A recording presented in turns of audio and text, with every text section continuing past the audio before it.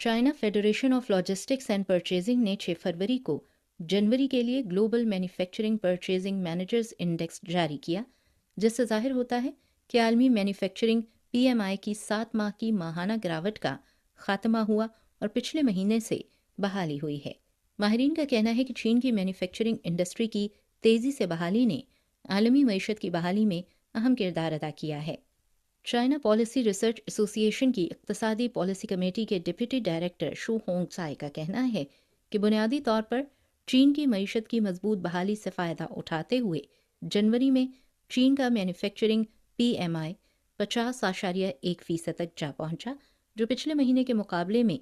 3.1% points ज़्यादा था, जो आलमी कसात बाजारी को रोकने के लिए अहम मुहर्रिक क़ुव्वत बन गया है।